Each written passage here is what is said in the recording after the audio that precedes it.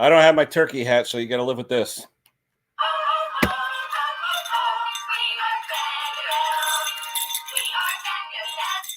That's all you get. I don't know what the turkey hat is. Now I got this thing. Anyway, hey everybody, how you doing? We got our first guest in the basement. Let me bring him back up. Hello, what's going on, Klaus? Hey, Kenny, nice hat. Oh yeah, who's here right now? Like I said, I've been so busy. Today's been a busy day. Busy day. Busy. Oh, we got Ben is here. Hello, Ben. Another good channel. Brock is here. Lewis there. Brock. Big Hank is here. Everyone's saying hello. David from the land of Oz, Kansas is here.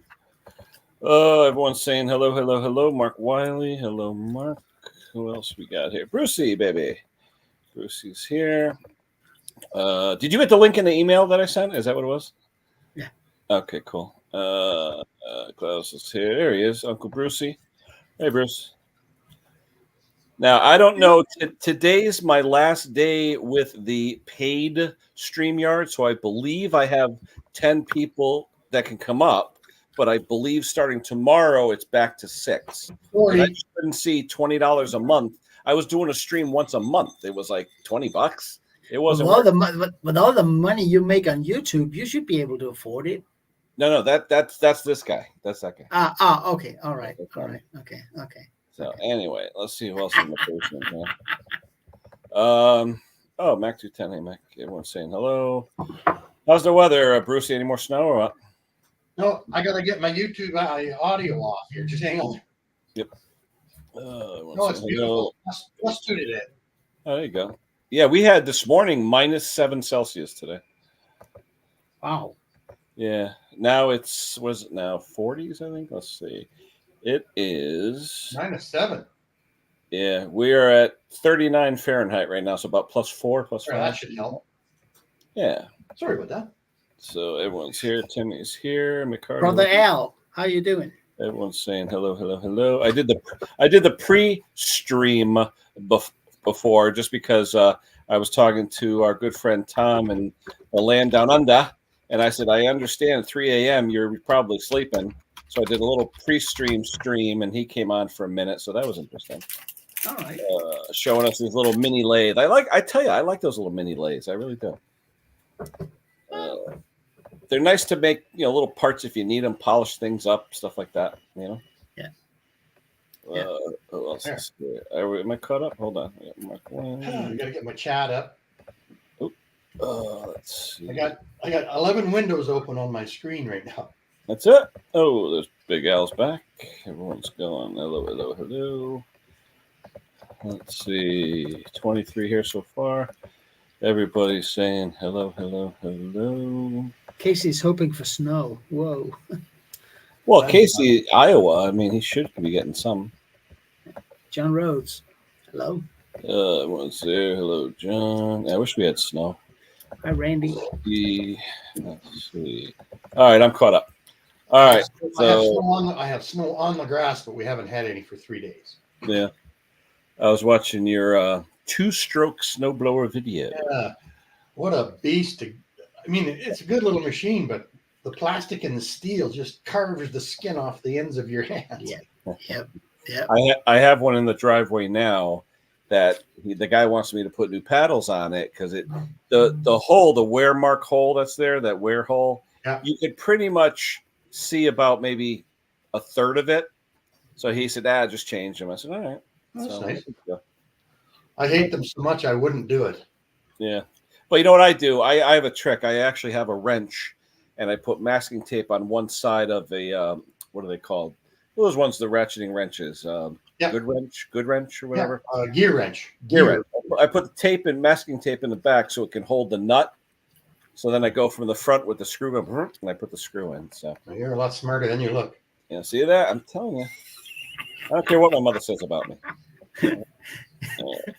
And I got my. I'm going to have to leave soon. I'm changing the speakers in both car doors of Trudy's car. Oh, what's the matter? Well, one blew. Okay. I'm putting in a second set, and then they probably should match. That brings back memories of when I was driving back in the 70s. We always had the Jensen triaxials. You know, that was These the are thing. coaxial, and I don't know if the old ones are. So Yeah. some guys say, just put them in as long as the ohms are the same. And other people say, oh no, you get phase Yeah, trouble. but Brucey, you got to do the test though for positive, negative to see if the cone goes out or the cone goes in. Oh, well, I just put them in the same polarity that they came out at. Yeah, well, usually they're marked positive and negative, but we used to learn that trick though. You could tell because the cone will actually go outward if it's Oh, supposed that's to interesting. inward if it's wrong. I'll be right back. I have to baste my turkey. Uh-oh. Yes. Well, is that a euphemism? What was Yeah, that? thanks so. Oh, Hey, Hank. Hey, how you all doing? Fantastic. Good. Fantastic. boom. Oh, Everybody's saying hello. Yeah, I wish we had snow. I like snow. I hate snow. What'd you get done today, Hank? Anything? I went to BJ's shopping. Was it crowded? Actually, it was. Yes, it was. Yeah, got my gas for $2.86. Wow! Holy crap! Wow! I think I paid $3.35. Yeah, So That's what you know what it you- is. My wife and kids get the discount from Stop and Shop or whatever. But you think they'd give dear old dad the discount? Yeah. Nah. no. No, not really. Let's see. I gotta get. Oh yeah, you didn't hear the comment from Mrs. Potty Mouth. She's being potty mouth, so I don't want to. So gas prices has dropped in the States. It had. I'd say it drops. It's dropped maybe 30, 40 cents in the last 2 weeks. Yeah. It's how the heck? But I watched Mick's video, his Atco, I think it is, the Atco video. Yeah. That and Brucey had his snowblower video, and I got one coming out on leak testing a MS290 in my utility sink. I had my friend Tom from Australia help me with that this morning, and we gave it a bath, and we found the leak. It worked great. Worked really What was good. it? The crank seal on the flywheel side where the case halves on the clamshell meet, that point right there, bubbling like a crazy. Yeah. So anyway, people are probably saying, what's your hat? Well, this is my, hold on.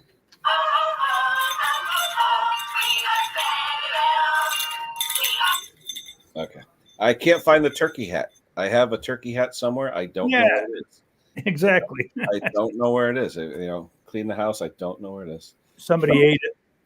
Well, it's the Christmas season now, technically. So what the heck, right? Yeah. No big deal. But anyway, Yeah. she's yelling at Virgil. What's that? Wow. Is Well, Virgil acting up? He claws the furniture. My wife wants to shoot him, so she has a water pistol, and she'll get him with the water pistol, and he don't like that. So, let's see. The elf bouncer. There you go, right there. The guns. Anyway. What's he saying? My recreational gas was below $4, and that, Casey, that's non-ethanol, right? For recreational gas, I'm assuming non-ethanol. I wish we had that. Do you have that, Hank, anywhere near you? Non-ethanol. Not at all. The only thing I can get non-ethanol is racing gas, and that's $10 a gallon. Exactly. So, but what I did do, I made 2.5 gallons of the steel mix with the 89 ethanol fuel. But you know what? My PB 580, I'm going to put a video on that doing my mom's leaves. It used not even a half a tank for almost a whole yard. I was amazed that it just sipped the fuel. It was really, and I mixed it 45-1. So I don't usually go 50. I go like 40, 45, But I tell you, I put the piston in it. It had a couple little chunks missing out of the Nicosil. So I took some emery and didn't want the sharp corners for the rings. So I put a new piston, new rings, $33 for a Lil Red Barn piston rings. And I tell you, started on the first pull. I like, not to give them a big promo, but it's called Lil Red Barn makes pistons for another company, Power Products or Powerhouse, something like that. But Lil Red Barn, made in USA, great pistons, rings. They work every time. They're really good quality. Really good quality. So everyone's saying hello, hello, hello. Oh, yeah. See, he gets non-ethanol. He said, "I wish I had non-ethanol." Yeah, we can still get non-ethanol here. Yeah, but do you have? Is yours a cooperative, Bruce? Well, it's a city of 100,000 people, so there's 2 trucks that come in. I think one is supplied by Esso or Imperial Oil, and one is supplied by Shell, right? And I think they have a partnership with whether it's a fast gas or a co-op or an Esso or a Shell. And they both have premium unleaded without ethanol. So this is the speaker I took out. It looks like shit, but I had to cut it out because I want to put the new speaker into this. This was in here. Yeah. Right. Oh, you got the weather housing on the back, so the well, not really, but you don't want the window to come down. If I mounted this proud right into the door, like that, well, the window would hit it. The window might hit it. Yeah. So I'm using the same mount, and I'm ready to go. She's got a little plug in, and I'm ready to stick her in. And I remember when we used to do that, they would sell these like half circle. They look like margarine containers that you'd put in like rain guards. So when you washed your car, you didn't wet your speaker. But I fired it up. We'll pretend this is the new one. I fired it up just without soldering it to see what it would sound like. Yeah. And it just sounded terrible. And then I stuck it in the door, and then whoop, you could hear the bass once I fired it up. Well, you need a cabinet, right? You need you need something. A car door, I guess, is a cabinet, eh? Yeah. There you go. Like the kids nowadays with these bass boxes and subwoofers. Well, we used to do that when we were kids. Well, we used to think we did something and went down and spent $19 on a speaker and think we really had something. Our big thing, though, Bruce, was a 100-watt graphic equalizer. That was the big with the lights on it where it went, I had all that crap. That was it. We had the old Kraco CB and I remember Pioneer Super Tuner 2. That was I had a Sansui amplifier, which was equivalent to Sony, and it had a preamp off the turntable because the voltage off the stylus was so low the amp wouldn't pick it up. I'll tell you, with the expense of a car, speakers are such a terrible made thing. Well, you know what? You're right, Hank. These speakers, which aren't any different than these, they're just new. Yeah. Well, what is that? Any kind of brand? $165. $165. Yeah. What brand? What is it? What brand? GLC or JVC? Yeah, I rip out of my cars, I don't know. They're a good make. We used to buy, like I said, it was all Jensen coax and triax. But now the coax, they're saying some people say you can mix the component and coax, and some people say you can't. But if it's in my mind, if it's a 4-ohm 60-watt speaker, it should fit on a 4-ohm 60-watt speaker. Yeah. We had a place around here called Starlander Beck, and they used to have Gary B here. He could probably do an extensive explanation on how that would all. Well, Gary, he's having issues with one of his dogs right now, so hopefully everything's all right. But we'll see what happens. One of the family. Speaking of Gary, here's one of his subscribers, Wally. Hey, Wally. Hi, Wally. Yeah, like I said, Gary and his pets. That's his kids. So there you go. Yeah, I had a Pioneer Super Tuner in my '71 Chevelle. It doesn't get any more American than that. Yep. Well, no, you'd have a Pioneer Super Tuner and a Sun Super Tech 2 on the steering column.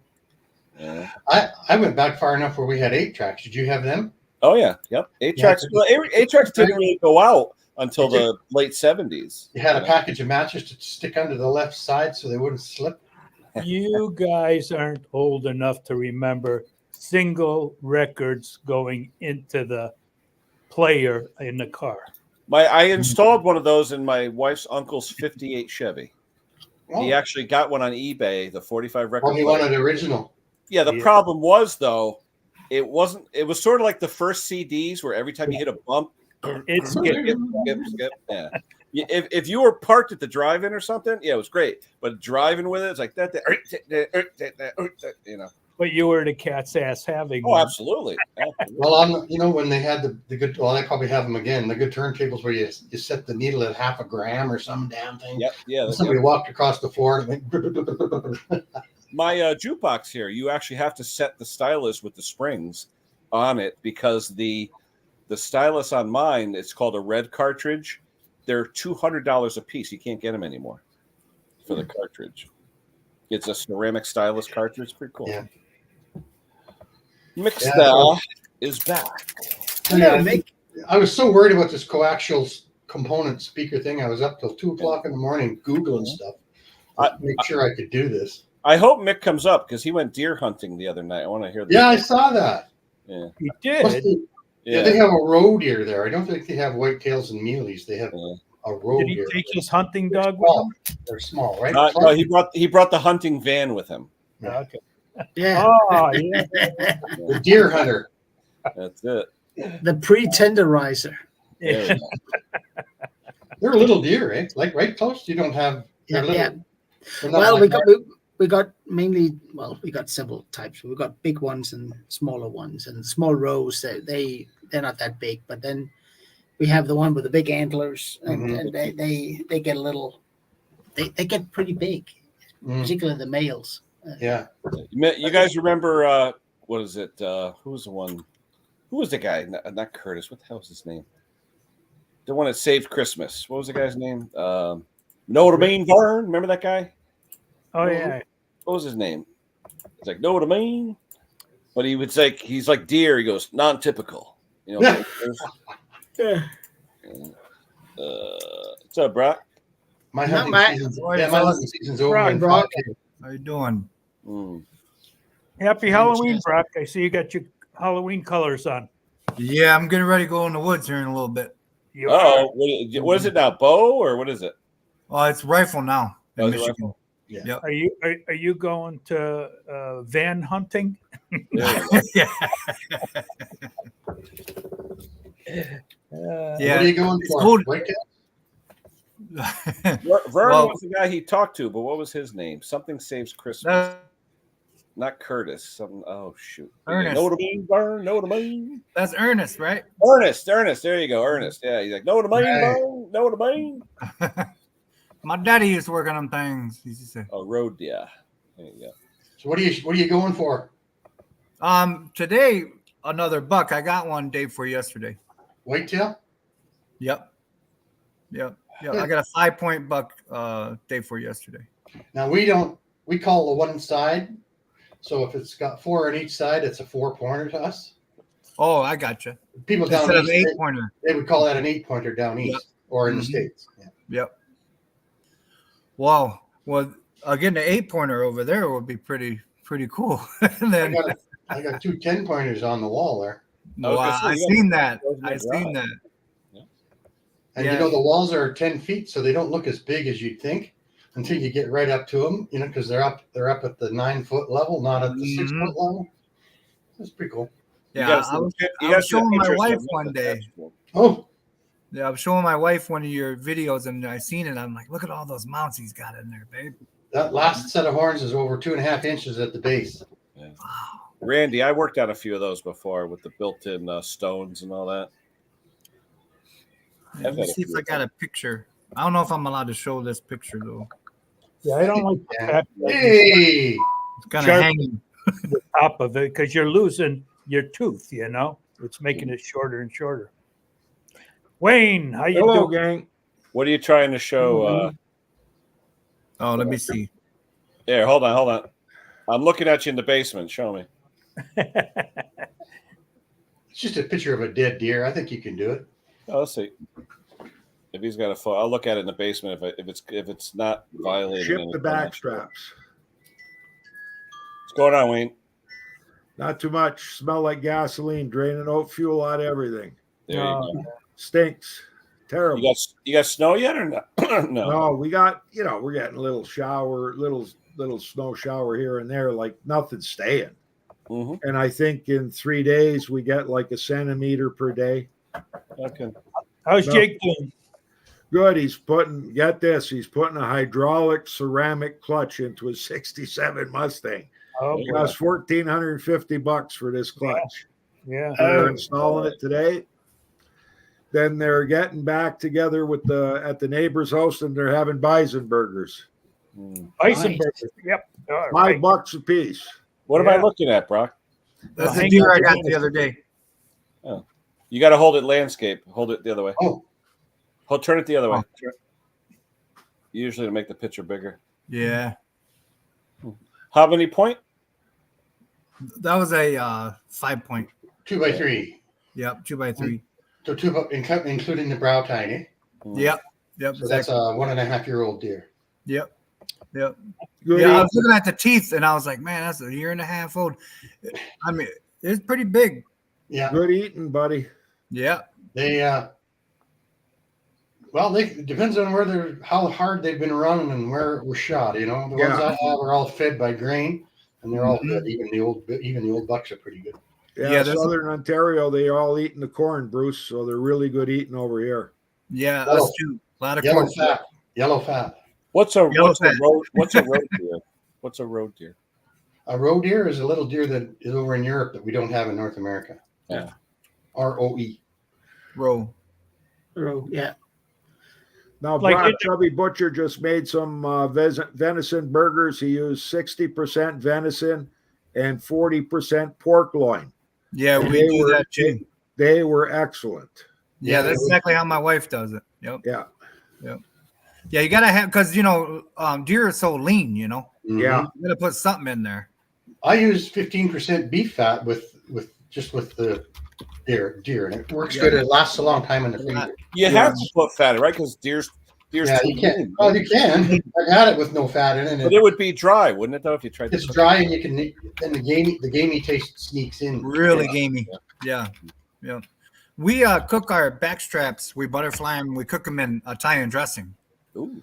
That's a Lewis family tradition right there. You cook them or you marinate them? We marinate them Okay. in Italian dressing. Yep. Yeah, that would have olive oil in it. That's a good idea. Yeah. Takes that game right out of there. So I got 5 days to get my license and go. I don't think it's going to happen. Yeah. Although my spot's only 40 minutes from the house. I think I'm gonna get in there right around 3:30 today. Are you on private property there, Bruce, or like a tree stand, or what? Yeah, it's owned by an acquaintance. I do it the easy way. I let the Chubby Butcher's buddies shoot them. Chubby Butcher chops them up and cooks them up. Oh, they limited me today. I only have 6. Son of a gun. I got They made 84 burgers. I got the I price. got Pate's performance in the driveway. So, Wayne, no, you know what? I'll put myself down for a minute. No. What's that, Hank?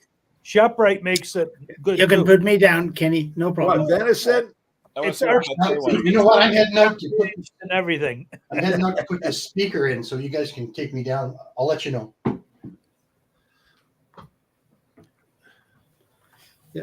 Uh-oh, Pate. Oh, that looks dangerous. Don't look good. Hi, Jason. Is that on jack stands? Are you muted? You're Yeah, muted. Believe it or not, those Chinese ones, Bruce. I saw Or that. Harbor Freight, like the older Harbor Freight ones. Yeah. Jason, I got you're it. muted, buddy. You're I got a muted. pair that some kid made in high school, and I don't use them for anything but a yard tractor. We can't hear you, Jason. We can't Yeah. hear you. Can't hear you. Your microphone's not working. I would say you got to work on that vehicle in the driveway. It looks a little cattywampus. Yeah. Yes. That No, Christine? no. Is there Christine? Got hydraulics on that vehicle. I hope you got that on jack stands, not just a jack. No. Oh, there you went. I wonder if that's Christine's car. Yeah, it is. Yeah, I think so. Yeah, that's her car, the Nissan. Yeah. Oh boy. Yeah. I thought maybe I muted him, but no, he muted himself. Yeah. So, but that was good last week. We did the repair. We were helping him with the repair. That was pretty good. Yeah. Putting the head on. He was under pressure too because Henry from Mowers and Blowers came by and he was giving him a rough time too. A little cameo. Yeah. Oh, he's back. Hold on.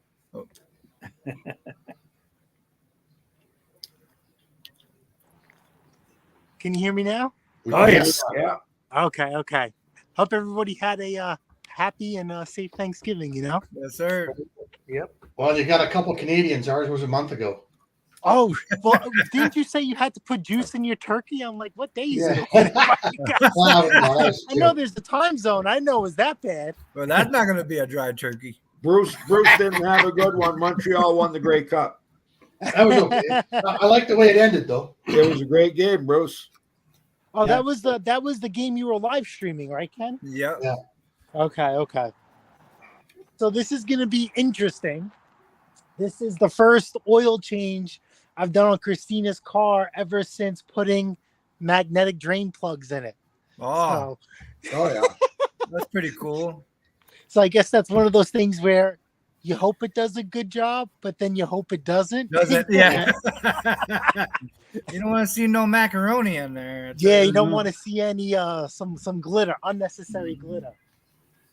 But let me get this on while it's still hot, and then I'll talk to you about my latest tractor. I'm assuming that the bull plug's on the driver's side at the back. What was that? Is the bull plug on the driver's side at the back? So it's Yeah. it's more towards the passenger side on the back, kind of oil filters on the passenger side. But I have a jack stand underneath, and it's a Hein Warner 6-ton, and it's overkill for this car Yeah. It's good, though. because I had a Harbor Freight jack stand collapse on me. Thank God I wasn't underneath it. Yeah. So after that experience, more is less for me. I'd rather stick a 6-ton under there and be okay. Right. Yeah, never trust them jacks. I'll tell you, never. Even a good one. Yeah, you got to put something else. You know. If Yeah. you're on an angle. Yeah. Even if you put your floor jack underneath it and just leave it touching. Yeah, your tire, anything you can put under there. We use 8x8. Purple power. Yeah, so No, that's that's, why the uh, car looks cattywampus, because there's a 6-ton jack stand. That looks like royal purple he's putting in there. Yeah, jack stands were recalled a while back ago because they were letting loose. Yeah, Yeah. they were inspecting them at the place you bought them, and then giving you new ones when they found out that those were no good. You know. Yeah. I don't mind the 6 people on panel, but excuse me, this is a pain in the ass. Oh, Well, okay, I'm just about done my coffee. No worries. No, I'm just saying because they do. Oh, here we go. Hold on. I got to get this speaker in. Here's Mrs. P back. needs your car tomorrow. Oh, Gary, how you doing? okay, Gary, you can answer in the comments. Can I put a coaxial speaker into a component where a component came out? Both for ohm 60 watt. Yeah, he did. Project That was Farm a did do good a video, good one. that Project Farm. Yeah. Yeah, he does a good job. When he pulls the dummy behind the motorhome or what. I tell you, the only thing though, I just watched another one. I forget which one it was. He talked too damn fast though. Yeah. Yeah, but he's got 3 million subscribers. Well, Oh yeah. you're doing 10 products in all these different things. You got to talk fast. No, but he's talking. It's like talking chart. And it's like, Yeah. what the hell's the chart? I can't read the chart. Yeah, but do you think he's got that all written out and he's reading from it? He More than must likely. be because Yeah. got somebody in the corner with cue cards, you know. yeah, he's That's where going the a stop. mile a That's why minute. you use the stop button, and I look at just the chart. Yeah. Do we want to see Jason go under a car with faulty jacks? Yeah, you can take me out, Kenny. I'm on the way out to the garage to take All right, some, I'll see it when I see you take back. some I'll put you skin back off my on. knuckles. Oh, wait, did he answer you? Did Gary answer you? Say, been better. Yes, you can. replace a coaxial. What's the application? It's a Kia, right? It was a Kia. Yeah, a Kia with a built-in stereo, a Bosch. It's a good little stereo. Mhm. Well, what was your question about the impedance, or what was the? No, question? I just want to know. Some of these are coaxial, which means they have a built-in tweeter through a capacitor, Okay. Yeah. and some others are just a plano like this one, where it's just a regular speaker. Yeah. Oh, okay. So you wonder if there's any extra Yeah. wiring needed or capacitor needed? Yeah, is there going to be a problem? Yeah. Yeah, Bruce, I don't go on Twitter. I don't Yeah, think that's that's like- be a problem, Bruce, because I think if one's going to work, it'll be one-sided coaxial. You know. Yeah. It'll still. Right. Yeah, it'll pick up the base instead of the tweeter. Yeah, the tweeter will steal it before it gets to the base. You're right. Bruce, your last video, I felt your pain. Yeah. Every one we get in, normally the plastics are all broke on those single stages. Yeah. Bolts are missing or stripped. Oh, there was a few missing. You got to take the whole damn thing apart to get at the carburetor. I like it. I like it when they never change the wear edge, and then the basket is like all worn away. Yeah. You know what though, Wayne, you were right, because I got it all together, and then I didn't have the spacer from the carburetor to the engine on. I found it in the bottom of the flipping engine. That's what I was I'm saying. hoping that nut that came off.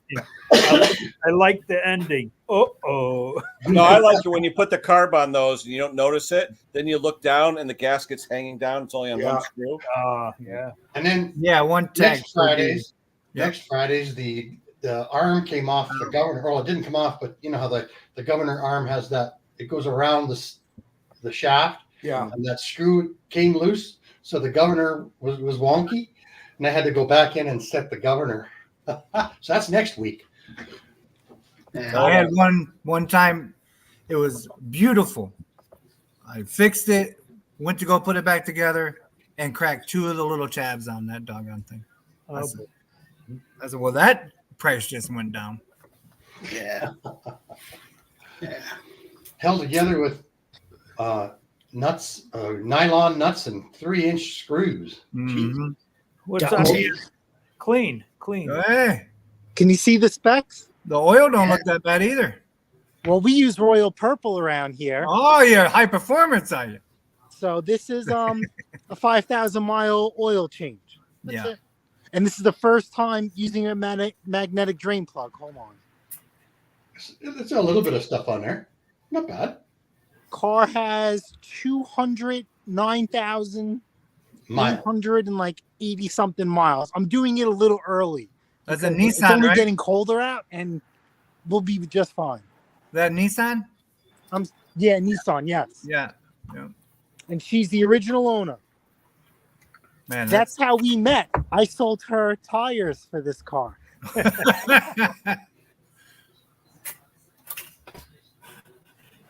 Oh, that's good. Relief. Oh, I missed him.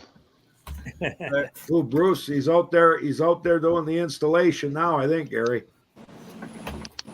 All right, so real quick, because I just figured I'd just jump on and say hello. I finished up some stuff, but what's going on? What was it? Okay, so so a coaxial speaker. So you're talking about a combination regular mid-range woofer and then a tweeter in the middle. Yeah. So you want to know if there's extra wires needed, replacing that with a component. No, I've already installed it once just to see if it worked, but I want to know if there's going to be a compatibility issue, because in that same circuit is a 4-ohm tweeter in the dash. No, because what's going to happen is that it's called passive full range, meaning that the Right guy. What's that? We got the right guy. So a coaxial speaker usually has a capacitor or an inductor to create what's called a high pass filter. So only high frequencies go to that tweeter. So you're not sending bass frequencies to the tweeter and blowing it out. It is not going to present yeah. Okay. Can you make his screen bigger so I can see it? Okay. So yeah, so it's either a capacitor usually or an inductor that will create a high pass filter, and it's passive full range, meaning that is whatever it's going to see a portion of the 4-ohm load. Even though it's a 4-ohm tweeter, you're only going to be passing, I think it's going to get crossed over at like 2,000 hertz or 2 kilohertz, for example, or so sometimes it's higher. And the impedance is a curve. So the impedance goes higher as the frequency goes higher usually. Yeah, it attenuates, right? Correct. So yeah, you could replace it. It's not going to be a problem at all. That's how my bass guitar speakers are in my cabinet. Okay. So there's a coaxial. This is the old one. I'm using the housing that this one came out of, right? Yeah. So I still roll my windows down. Right. No, that's exactly what I did in my Honda. I took the old component. Yep. It was a hack job, right? I just broke it out and then I filed off the titties. Yeah. Yeah, so what'll happen? That's exactly what I put a whole Kenwood system in my car. I had to do some sure you adapter. Had to put an adapter mod, because I'm still using the stock head unit because for more BS that I wanted to deal with, the clock and the trip computer and all that stuff, the VIN numbers, it's just, and then I got this unique, every time you turn right, there's a hidden camera on the side mirror that actually checks your blind spot. There's very few head units that are compatible with that, so I just left it that. But as far as sound is concerned, yeah, I did external amplifiers, external subs, component speakers. You get a little bit extra brighter high end. And, again, that's why I asked for what type of application, just simply because, they're calling the old one a tweeter. That doesn't look like a tweeter to me. Well, what happens is that most OEM stock units have already a high pass filter built in, meaning that, and most of the time it's above 150 hertz, meaning any bass frequencies, that thump, you're not going to hear.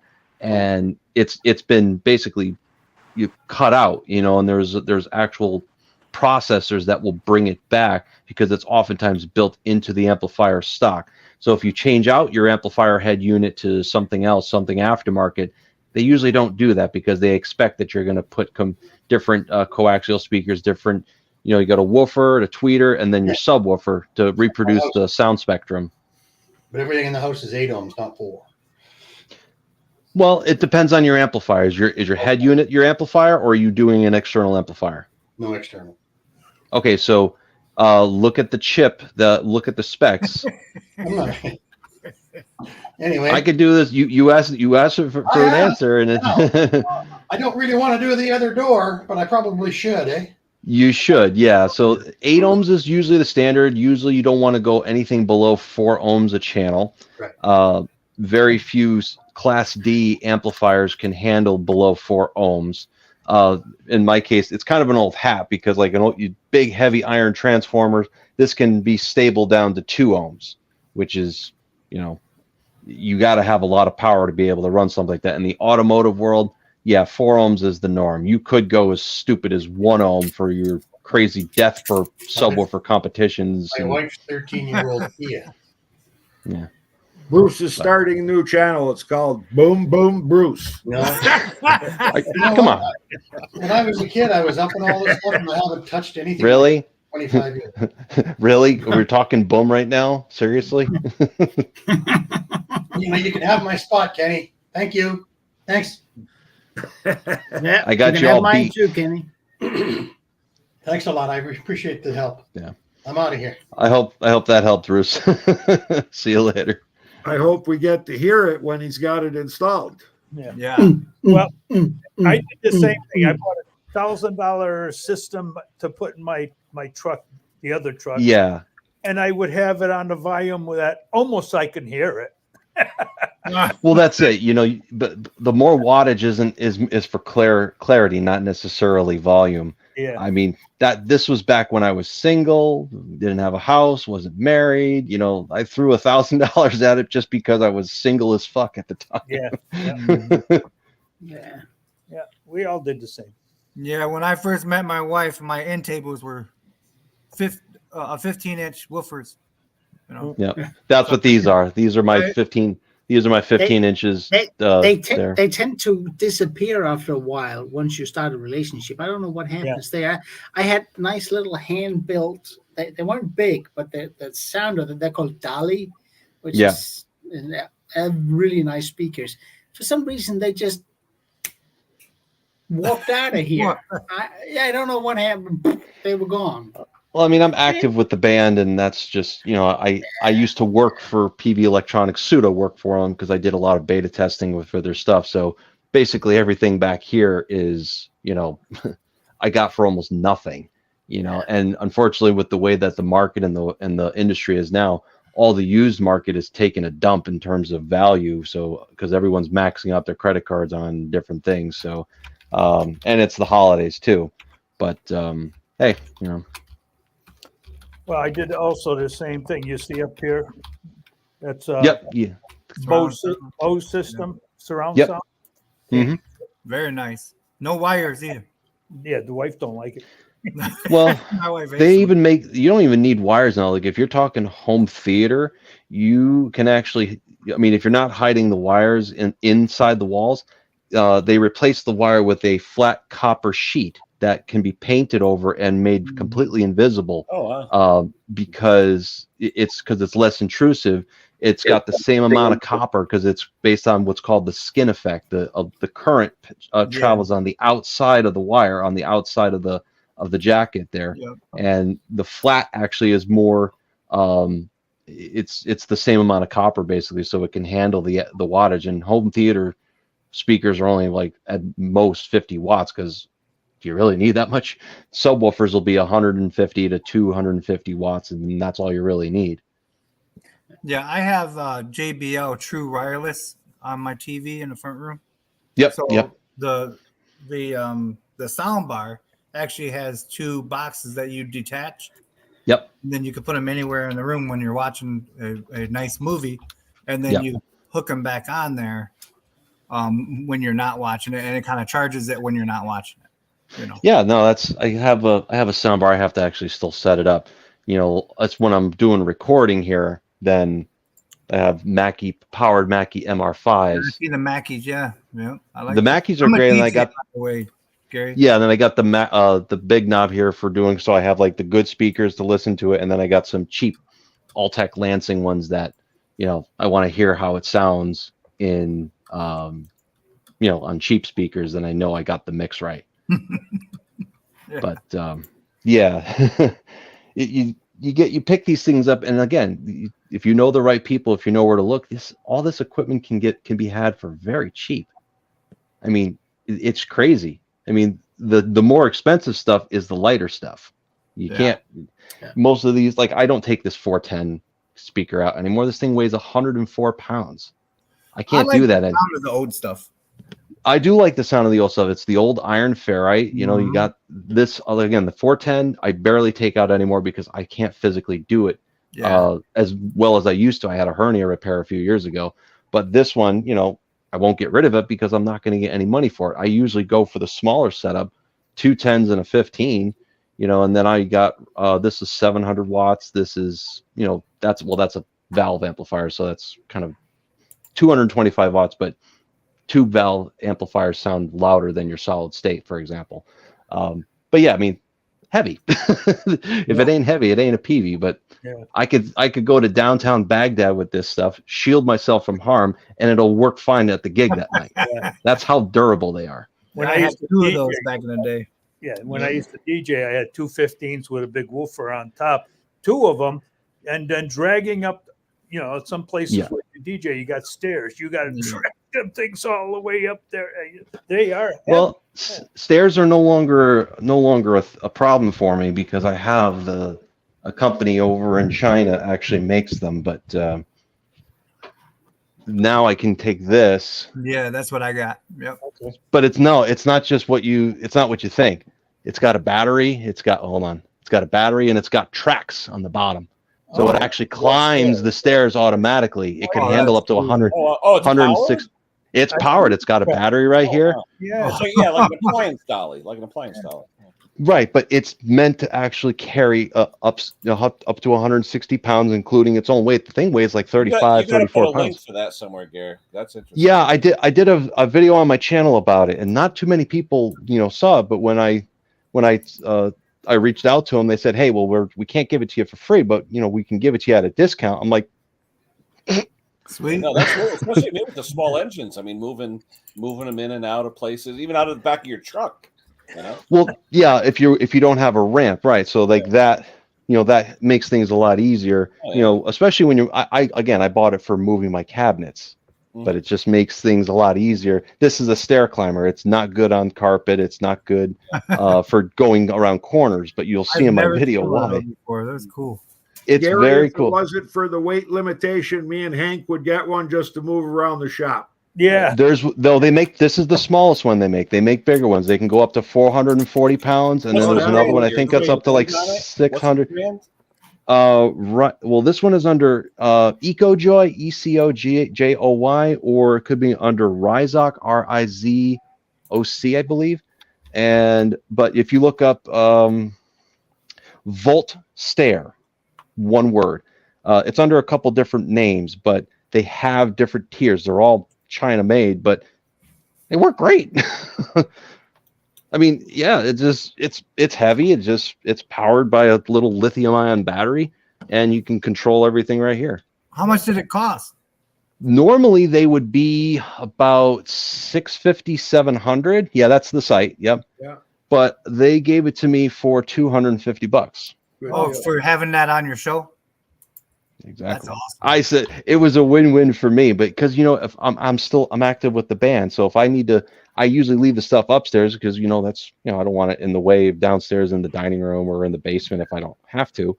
But yeah, it's I have a colonial house, so there's stairs, tons of stairs. So this was a perfect tool for it. Yeah, I wish But I had one of those when I was DJing. Yeah, mine. Henry, what was your DJ name? Hank's Country Dance. There you Hank's go. Country Oh, that's Dance. cool. All right, buddy. Yep. Cool. Because I used to teach dance too, so they're always together. Nice. Well, And you all wore good a stuff. cowboy hat? How's that? You wear a cowboy hat? Oh yeah. What do you think? That cowboy hat goes a long way. Yeah. Well, Hank, if I'm ever up in your way, There you go. There you go. all right, guys, I got a jet, but good to see you guys. See you, Garrett. Take care. I'll see you soon. Take care, Gary. Bye. Yeah, my DJ name is DJ B Rock from the Block. Rockin' the block. Nice. Oh, hey, rock. Yeah, rock. Well, just like the Blues Brothers, right? We got both kinds of music, country and western. I love that movie. Exactly. A great movie. It's great.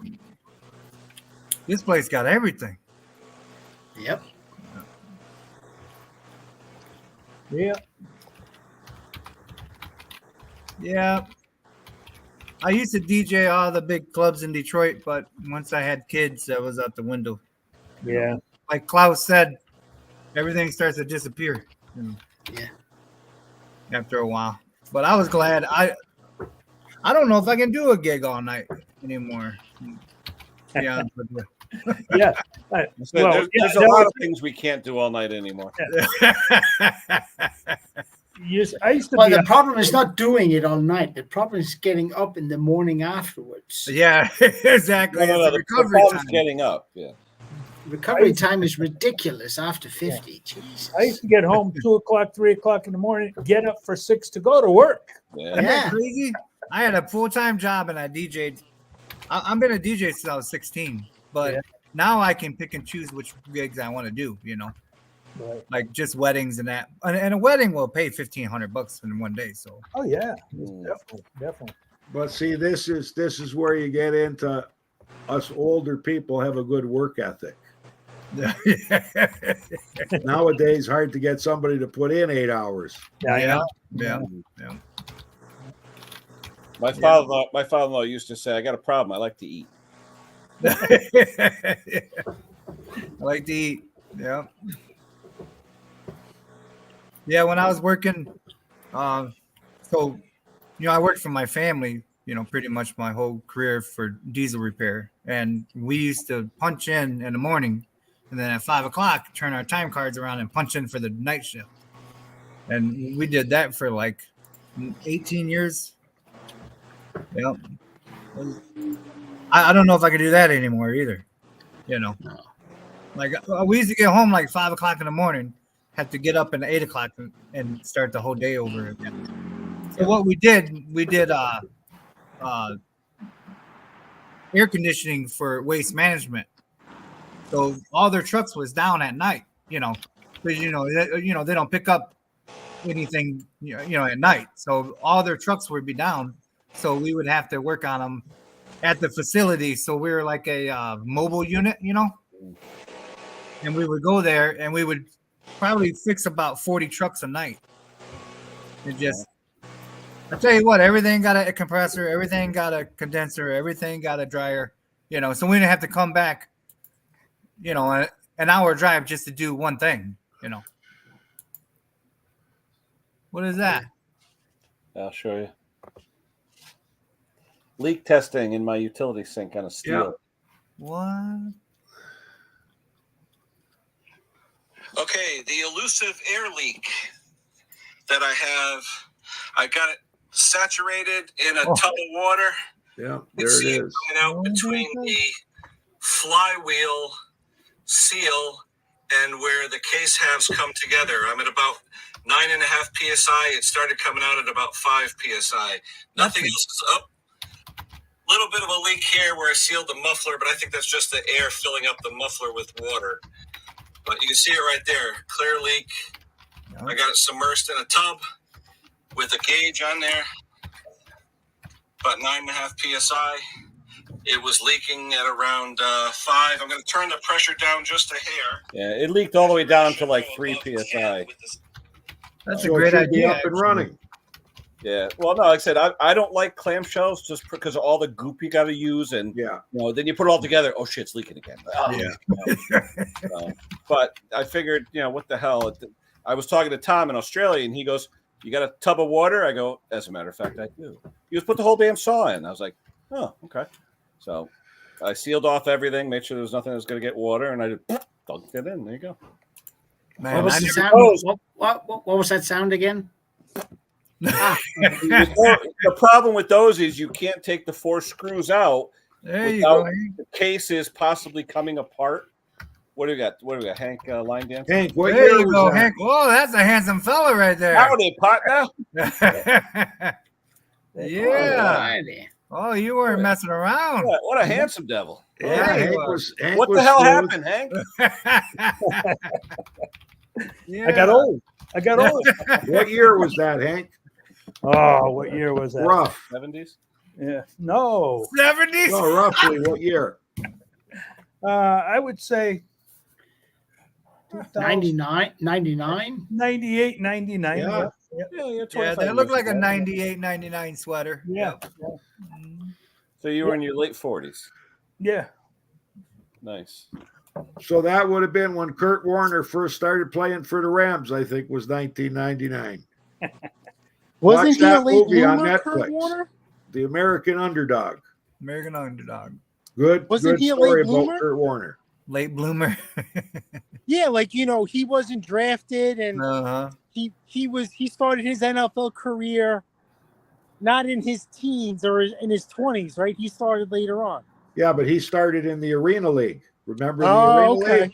And that's where the one coach for the Rams saw him and said, I got a feeling about this guy. Okay. Is And he that's how he originally got from his chance on the Canada, Rams. or is he from the U.S.? He's from the States. Oh, okay. Thanks, John. Hey, Tom. Yeah, so I got a phone call from a customer that he couldn't get his generator started. We serviced it last year. And I said, Flash have you been powder. putting? He said, I've been starting it every month. And every month it fires right up. He says, now I can't get it started. Can I bring it down? I said, yeah, Monday. But I said, why don't you run out first and get some fresh fuel? And if you get a turkey baster or something, you can suck the fuel out, put some fresh in and try it out. And make sure you got the switch on. And he said, what switch? I said, there's a little red switch on the side. So guess what? He I has been said, starting it it could every say, month. yeah, I said it could say on or off, or it could say I and O. Well, I is for ignition and O is for off, but it might say on and off. I don't know what you got. So when I left here earlier, the guy just called. He said, yeah, I went out to get fresh gas. And he said, I tried it and it wouldn't start. Then I remembered you said something about a little switch. And I looked on the side and there's that red switch. And he says, then I remembered you saying, whenever you shut one down, you always put the switch back on so you don't forget. Well, guess what? I forgot, he said, and I forgot the switch was there. Yep. So it's up and running. Yeah, just like on a Honda. No one ever forgets to turn it back on. $20, Tom. $20. Yeah, I know. I've bought a few snowblowers that way. They forget to put the key on. Yeah. Yep.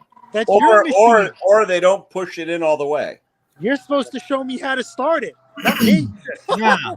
Are you a walking owner's manual? The new snowblowers, you got to turn the key on. Yep. Yeah. It's no more just a key in. Yeah. Well, Yeah. the Aryans, like you have, the nice machines, they have on off. Yep. The traditional economical ones they still have the key to pull in and out. Oh yeah. Yeah, I call those ones the big box store ones. You know.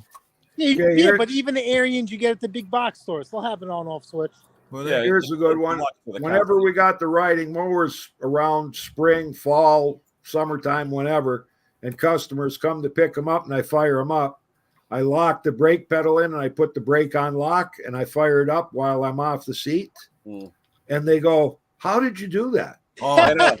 And I say, "What? You've never knows there's a parking brake on those." Yeah, they Yes. never. Most of them don't realize that they've got that, and they said, all the times I got to shut this thing off to go pick up that stick that's on the lawn Every before I time I run get off over the it. seat. Now you mean to tell me all I got to do is press that and lift this, and that's it? I said, yeah, and it'll keep on running. Yeah, I had a customer who had shut the Yeah, you got to shut off the PTO, the blade. Yeah. I had a customer who had a young son who liked to drive the tractor. He weighed so little, he would bounce off the seat and kill the engine. Yeah. Every time he hit a bump. my kids used to do that when they wanted to ride it when they were little. Yeah. What's going on with this thing, Dad? I said, well, go like this or something. I don't know. I gotta ask Jason. He said he ran something in his. I know it's oil. I'm sorry, guys, but he said a brand name, and we don't. Royal Purple. Royal Purple. We don't get that over here at all. You don't want it. It's twice the cost. It's very expensive. It's like racing, kind of, high performance. They Synthetic say oil. Synthetic, yeah. But I'm pretty sure. I thought Jason got sponsored by them or something. Oh, did he? Yeah. I think so. 'Cause he was talking about them a lot. I think they sent him a bunch of oil. Huh. It is expensive. Is it good? It's supposedly very good. It's very good, but it's like AMSoil. It's very technologically advanced type stuff. I mean, sometimes we can get AMSoil products over here. Sometimes somebody will buy it, we sell it. Yeah. But normally here we only get the brand names like Castrol, Shell. What's the one they sell at Walmart? SuperTech? Yeah, SuperTech. We don't get that here. We got something called Men Oil, which is out of Germany. I use that for my 10W30 pot synthetic for everything. This is a Men Oil. It's pretty cheap. I think it's like SuperTech type of quality. Well, a lot of people don't realize SuperTech's a good oil, but one of the men, I think they got 3 or 4 different companies that manufacture it for them, and one of them is Mobile One. That's what you got to look on these oil bottles. I'm telling you, I've been preaching it for years. I'm a firm believer, and you got to read those bottles because, I mean, how many different oil companies do you think there really is? Yeah, but Mobile One doesn't put on the SuperTech that they produced. It's you got to look for a special code or a white rectangle or a triangle or something, and it tells you who made it. Mm-hmm. It's a little bit like the fuel. I mean, base fuel. Everybody makes base fuel, and it's made by a handful of companies that has refineries. Yeah. But but base fuel is nothing. It's all about the additive package they put in afterwards. Yeah. So yes, it's the same base fuel whether you shop at Mobil or Shell or wherever you go, but the additive package, that's what makes the difference. Yeah. And I think to a certain extent, it's the same thing with oil. I know base oil is different from the big companies to the cheaper brands, but the additive package is basically where most of it happens. I know base oils are different compared to fuels. But only one additive I don't like is the corn. Yeah, it tends to. I mean, on the car, it doesn't matter. On the small engines, not so good. Yeah, not too good. Not so But good. yeah, with the car, you have sensors and all this stuff to tell the engine what to do to react to the difference in fuel. Because there are some people that if you put the wrong fuel in the car, small engine, there's nothing to meter or monitor and make adjustments. But I mean, the only problem I have with ethanol in Kenny, that is, I would say different. Yeah, I'm not a fan of E85 unless you're at like a race application. It's a different story.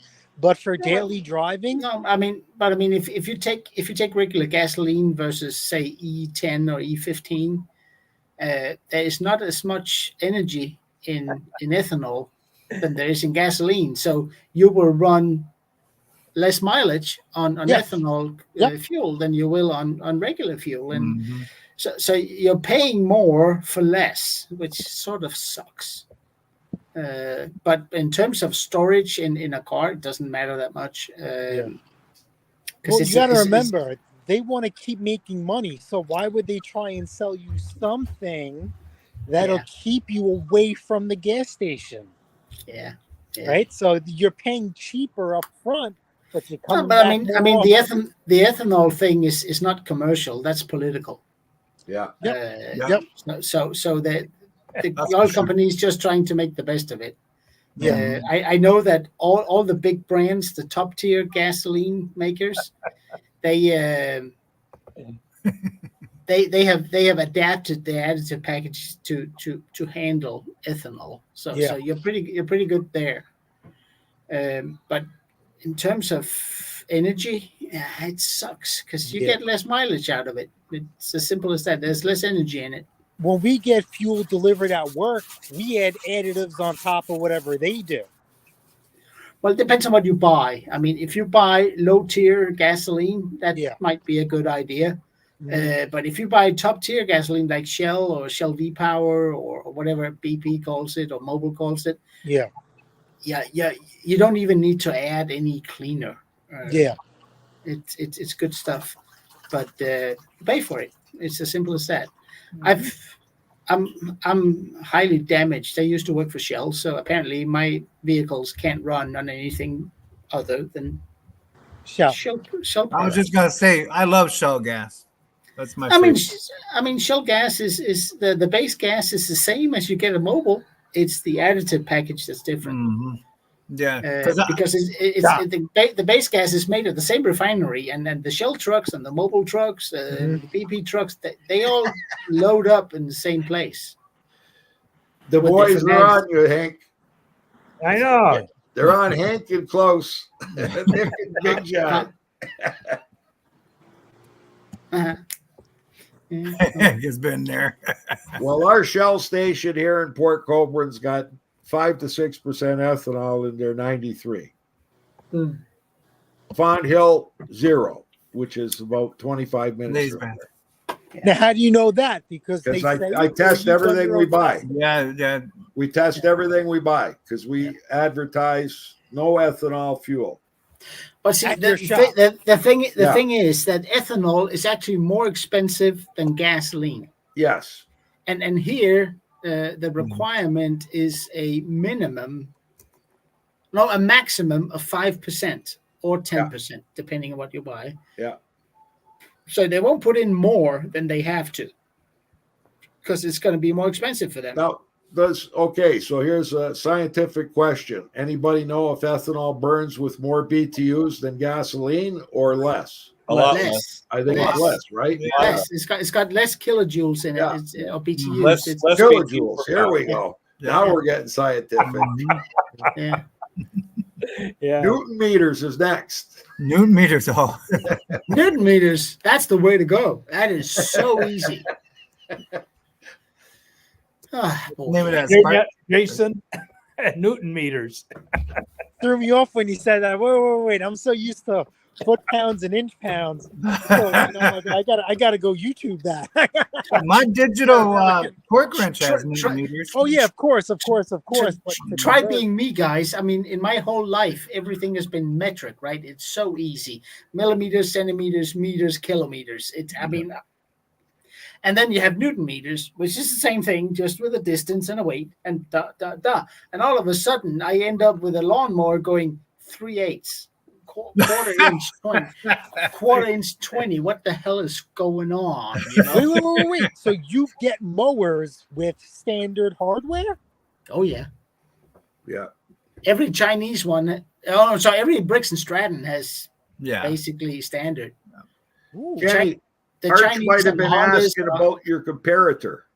the spark plug comparator. Remember that Yeah, the comparator? spark check R, that's called. But that's your tester. But what about that one that you put the 2 spark plugs in? Oh, yeah, Clem has one too. John, you remember the name of yours? It's probably more handy for you, John. Because John bought one too. Oh, because I was commented on Arch's channel that the spark plug that was in a machine he was using might be grounding out, but still showing him spark. Yeah. And I said, check out Kenny's video when he's comparing the two, and he's got one that's showing spark, but it's also sparking where it grounds he out. mentioned the Kohler. He mentioned the Kohler video. I didn't show it in the Kohler video. Oh, it wasn't the Kohler video? Yeah. Okay. Yeah. Well, I gotta go, guys. I'm gonna get in the woods. I'll see you later. Happy hunting, Brock. Appreciate Take you. care. Thank you. Good hunting. There's the link to the one you're talking about, Wayne. Yeah.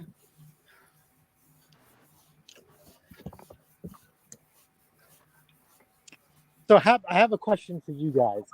Have you guys ever purchased parts from a company called McHenry Power Equipment in Illinois? No. McHenry. Okay. Wow. Probably one of the worst experiences I've ever had. In the sense that I ordered a bunch of hardware. So they wanted to charge me just as much for shipping as much as the hardware cost. And it was like, it's just nuts and bolts, a washer and a spring. Can't you put it in a $5 envelope? No. So you guys are going to charge me $6 per piece of hardware I ordered. Yes. Okay. Can you cancel my order? No. Anytime you have Mick and Henry together, watch out. Yeah. I couldn't believe it. I was so irate. And then I says, all right, just cancel my order. And they said no. I says, all right, I'm just gonna make a claim with eBay. And they says, go ahead, go do it. And guess what? They sent me my order out. And it's not like they waited, like, I placed my order, called them, and the order was already shipped. Yeah, it's too late if they didn't use common sense. No, it was 24 hours later. They still decided to ship out my order. So I was like rip-roaring mad. And I went on Google. I left them a terrible review. And I go to they have like a 2.2 rating. And I'm like, oh, I'm the idiot. I'm the only one. I should have done my research, But why is that such a hard thing to do? They were trying to blame me and say you should have placed it all in one order. Jason, and I said, okay, I'll cancel and I'll redo it. No. So I can't win. I mean, some companies are so far out there that they're not making any money on their product, so they have to make it on shipping. Yeah, and it's just we got charged for $15 for shipping Canadian dollars. If some of our suppliers, we need a minimum of $350. Some of them are $250, and some of them are $185. Yeah, and we just put that $15 shipping bill. If the customer needs it, it goes on the bill. Yeah, of course you include it. Yeah, but we just had one where there was a minimum charge. We needed, I think Jake needed 2 parts, and there was a minimum order requirement of $20. And the department, service department or whatever, called up, and she said, "Look, we got to add another 10." So imagine we're ordering $10 worth of parts, but the minimum's 10, so they're going to make it a $20 order with $15 in shipping. So I said, double the order. She said, what? I said, whatever he ordered, double it, so it makes $20. So I got spare parts. Yeah, it doesn't hurt. Yeah, I'm starting to do that now as I work on tractors, like springs for the brake level engagement cable on like the MTD made Troy Builds, Craftsman. Yeah. Like I'm starting to see, like I'm new. So I'm starting to see like this is a frequent problem. So instead of me ordering 1 spring, I'm ordering a 2 or a 4-pack. And it's like, and I'm just going to stick it on the shelf for a rainy day. I mean, I probably have 40,000 dollars worth of parts in my shop. Yeah. that I have accumulated. I mean, every time I buy a filter, I buy 5. Yep. Because Hank has told me to get rid of them because the gasoline thing is going out the window. But and I will. But still, that's what I do. If I order a belt, I order 2, always. Jason, from you. Yeah. Now, and that means that I have a ton of parts. I mean, sometimes I don't feel like a small engine shop. I feel like a parts shop.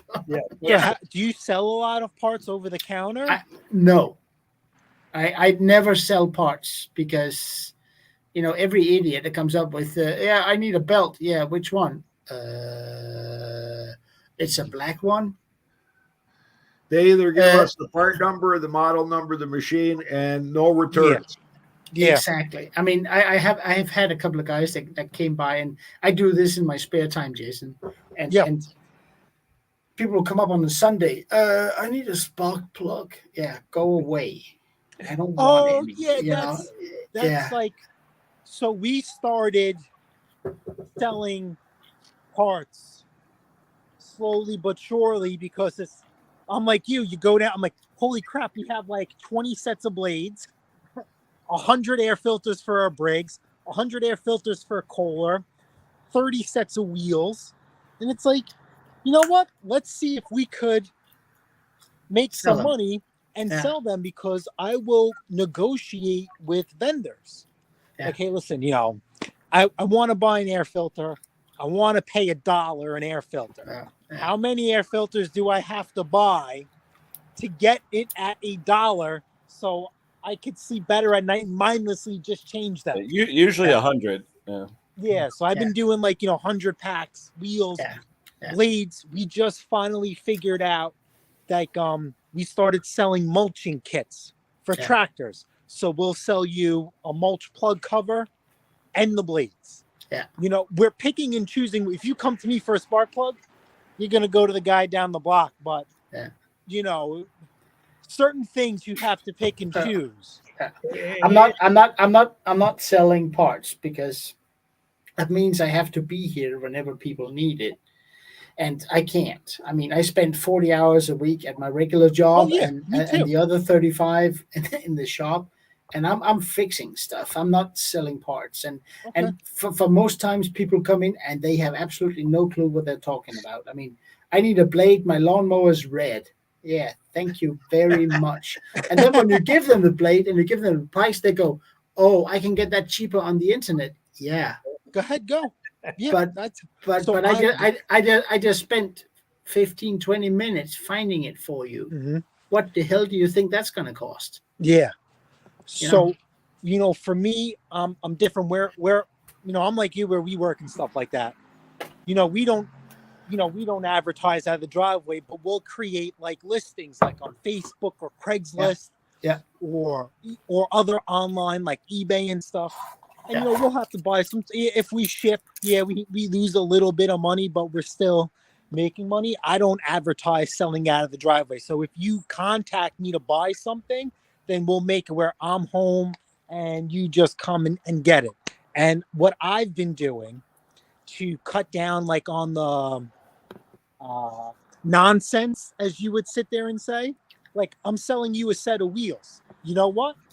Bring your lawnmower here, 2 bolts, take your old wheels, throw it in the garbage, new wheels on, see you later. There's nothing to haggle. Yeah. So if you come up with the wrong lawnmower, there's no back and forth. It's yes or no, Yeah.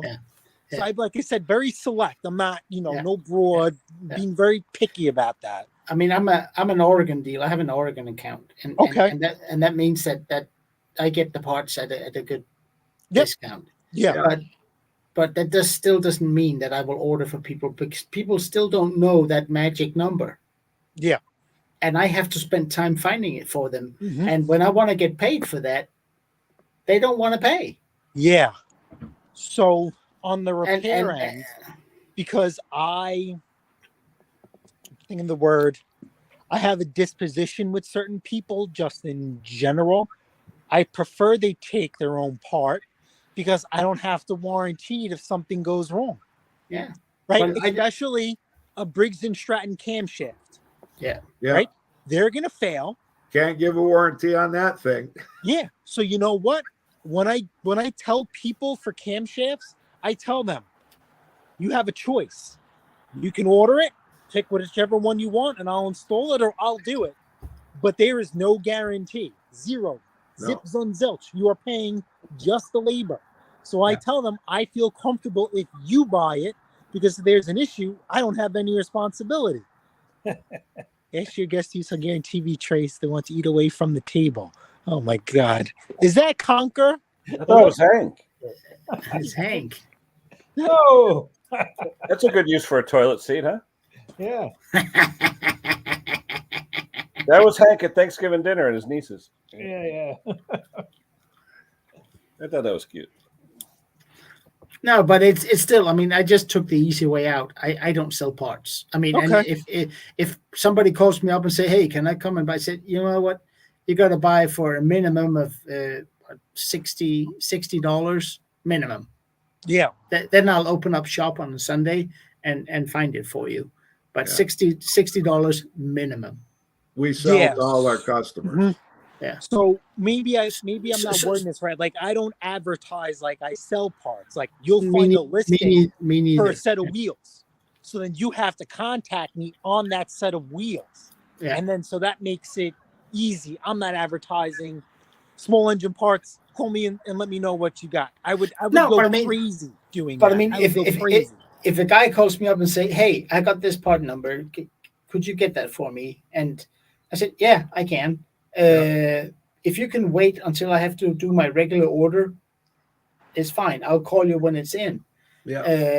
And I will give it to them at a good price, a really good price, because A fair price.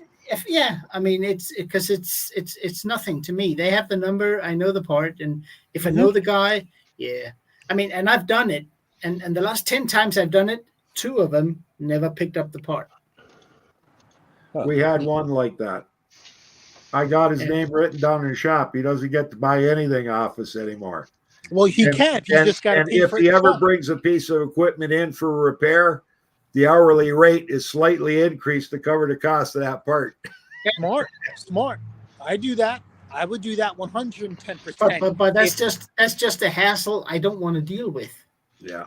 No, I understand. You guys see Donnie Boy's new video out with that necklace? Hank has one. I got to get one of them, Hank. Okay. What do you mean gotta get? I don't have it. I got to get it because I got about a half of a 5-gallon pail of nuts and bolts that I got to sort out, and that's going to be the fastest way to do it. I already ordered it. Yeah, and then they're going into special containers that are identified with the sizes, and when I need it, I got it. Yeah. I already ordered it, and I didn't know. I spoke to Hank earlier today, and he said, "Well, I have a video on it." And Hank, can you send me the link for that video? Okay. Because I want to post you it. You got a video on that too? That thing? He got it from a year ago. I think it was so. Donnie Boy grabbed it off of you. Maybe. And I'm I'm going to grab it off of Donnie Boy. So I want to post Hank's and Donnie Boy's links to the videos. You know, otherwise I'll be ungrateful, for taking idea. Yeah, sorry, John. Yeah, everybody should have one of those. I didn't even know they had them out until I saw that. No, I didn't either.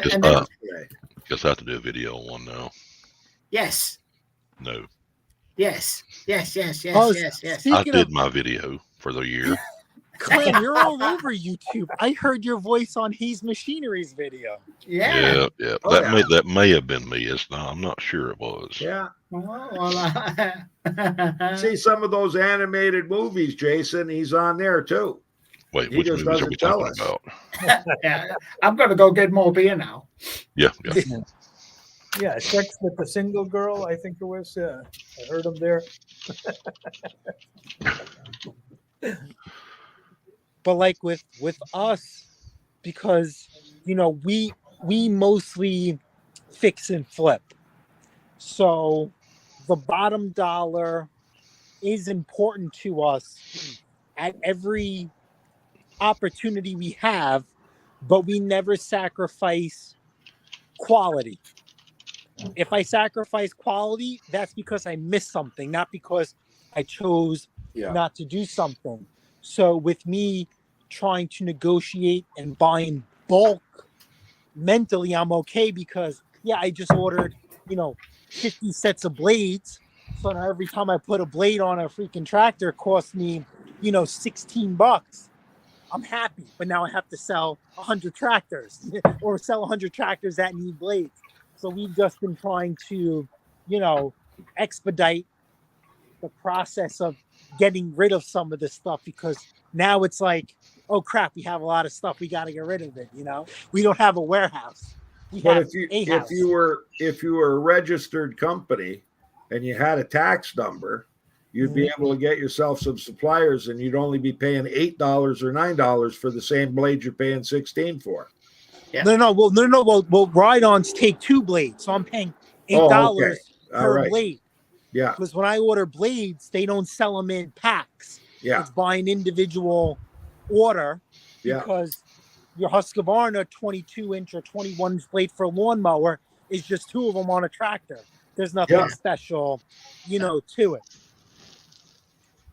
So we've been Now troubling that. Here's a question I got for you guys. John Deere riding mowers. When you take off the blades for sharpening and balancing, and I've got one of those bearing operated balancers hanging on the wall, and it's level and it works like a charm. But I have found that every time I take off brand new blades off of John Deere, all 3 of the blades, I have to do some major grinding on the one side to get them to balance out. Really? I think I have the same one, and it's too exact. Yes, it's very finicky. Yes. Yeah, and if you have a big blade, fair enough, it's going to be balanced. Otherwise, you got a smaller blades, and 3 of them, the smaller. Correct. It doesn't matter if it's an imbalance, because it's not going to affect anything. I use that thing only on big blades, because on small blades, I'm having it on and off 10 times to make it straight. I mean, most of the times I just use a nail in the vise. Well, I get it pretty close with it, but it's only the John Deere's. Like every other, 80% of the new blades that come in, I check them before I put them on. 80% of them are out of balance. But you use OEM blades for John Deere? OEM, and ones from Stens, and it doesn't matter. Doesn't matter. Even the OEMs from MTD and the Briggs & Strattons from Power Source, I get the blades in, I put them on, and like maybe 20% of them are right on the money. Now, you got to remember, I got to take, if there's a tag on it, I got to take that tag off, because that tag, like the sticker they put on, sometimes that on that balancer, it makes a difference. It does. But a lot of times it's just the thickness of the epoxy paint that they put on. Yep. But I mean, I only use that thing for the really big blades where vibration is an issue. Yeah. The smaller ones, I just use a nail in the vise. It's fine. Next. And the other reason I like that machine is when they're bent, I can use that little arm to show a customer. And the guy will come over and he says, "Hey, can you check this blade for me?" And I say, "Why?" He says, "It vibrates a lot." I said, "You either got a bent crankshaft or a bent blade." He said, "I don't think anybody hit anything." Bent to half an inch. Famous last words. Yeah. Yeah. Famous. Yeah, we didn't hit anything. No. I had a guy that came in with a, I do those front mounted riders, rear steer, front, and he came in with a, it had a V-twin brakes on it, nice machine, pretty good, 4 years old, and it was hunting, and I fixed that, and I asked him, do you want your machine serviced? And he goes, no, that's not necessary. I said, okay, why not? Well, it's serviced. I said, no, it's not. What do you mean? I mean, it's the original spark plug. It's still got paint on it. Plugs, both plugs. Your air filter looks like crap. Yeah, but that's not necessary. And these people, they drive me nuts. They buy these machines. They cost a ton of money. And then they think they'll just run forever. And I guarantee you, in 2 years, when he comes back with it, everything is wrong with it. It's eating belts, or it's doing this or doing that. And he goes, "Oh, that's pretty expensive." Yeah, it is. So I don't know, and I struggle to this day. I'm sorry if I cut you off. No, that's fine. How do you get people to have the same mentality that their small engine, within reason, is just like their car, that it needs to be serviced at an interval? I tell people, I always use the example of a belt. A belt is a fairly, at least here, it's a fairly expensive piece of hardware, particularly if it's one of the long ones that goes, say, from either the engine or the midsection to the deck. Yeah. And they're fairly expensive if they're in a good quality. And I tell people, this thing is supposed to last you 3, 4, 5 years, depending on usage and sharpened blades.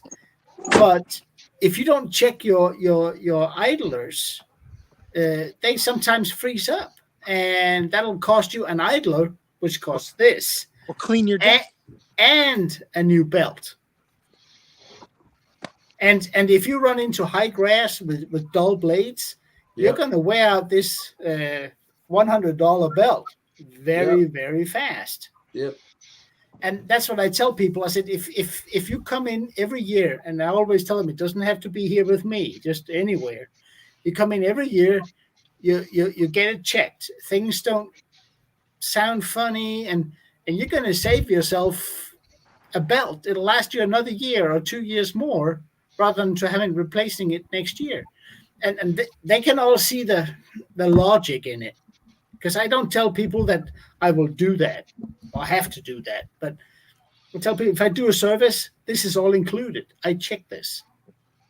We got riding mower decks in here that got weeds and grass growing on them, Tom. Oh, yeah. On top of them, because they got so much mud on there. Yeah. And it's actually growing. They could grow carrots. Small trees, pine trees. And what I do is if I have to work on it, and I can't because of all the crap, I take it outside and I wash the machine and I charge them for it, and it's expensive. Especially I charge $50 for cleaning or washing a riding lawnmower. Yeah. And if it's so dirty that I can't go into the car, if there's weeds growing on top of the deck, I will clean it and I will charge them. And I don't even ask. I don't call them. I don't say anything because I can't work with mud on my tools. It's not happening. So there's the repair shop that charges to clean machines like you. I don't charge people to clean machines. I don't, and I get why though. I get why. But I know sometimes, like at my job, we clean, the trucks. But if you come in with a truck that's like dirt buck nasty, like you're being charged for that. Like And what I never let people drop off machines without me being here. So I'm always here. So we open up the hood, we take a look. I said, you know what? Doing a service on this thing, I can't even see what engine is in here. So I think it would be a good idea to wash it. And if they go, yeah, okay.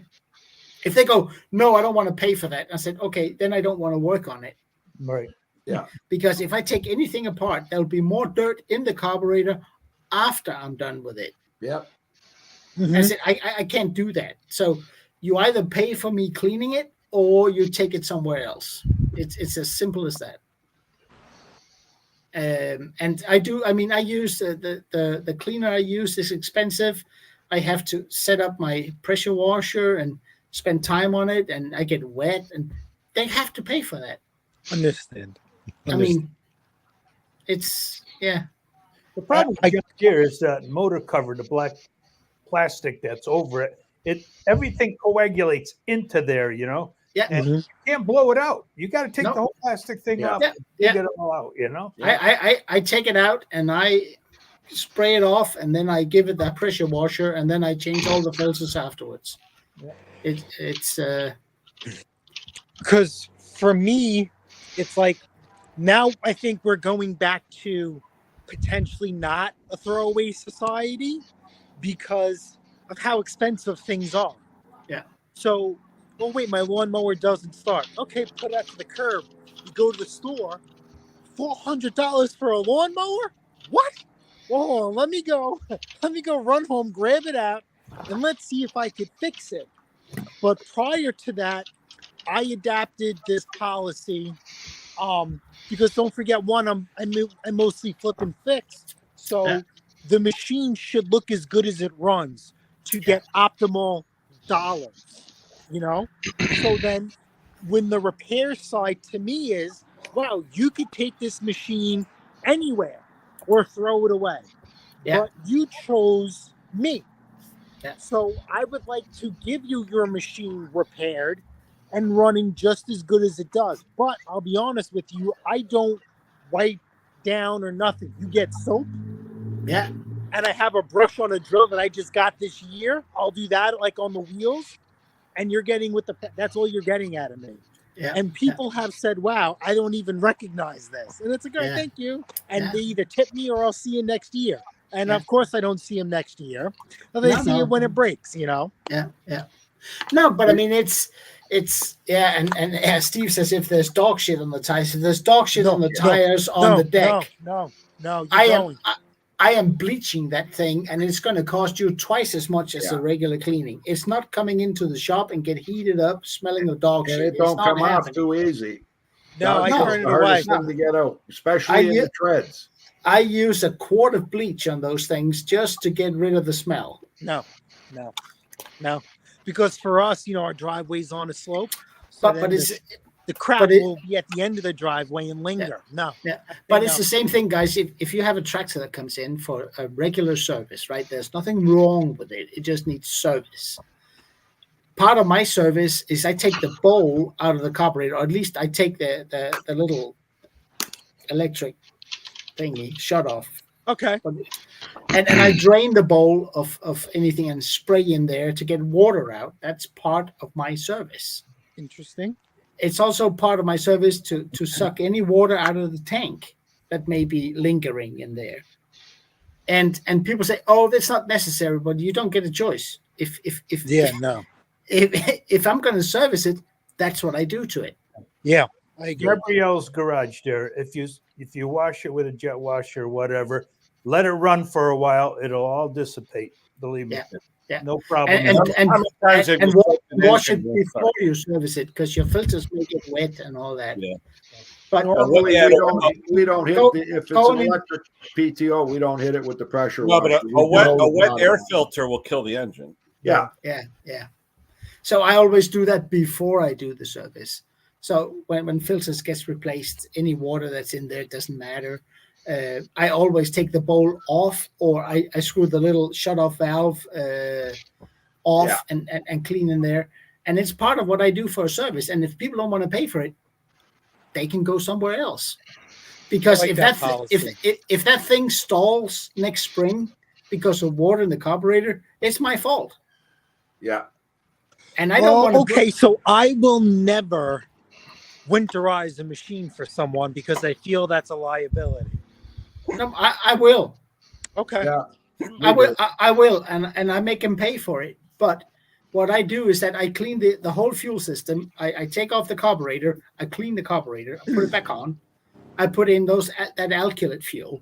Yeah. And then I tell people, if you store this dry with the battery off, it will start next year. If it doesn't, bring it to me, I'll make it start. Yeah, same thing here. If you store it in wet or outside, deal is off. You know, and I do that. And sometimes can you have an ignition switch that goes bad over winter? Yeah, you can. So what? I charged the last 15 people an extra charge for doing it, so I can pay for an ignition switch.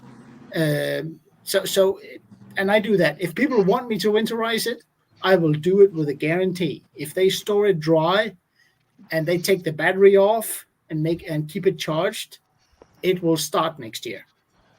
Jason was talking about the throwaway society. We had a guy, new customer showed up.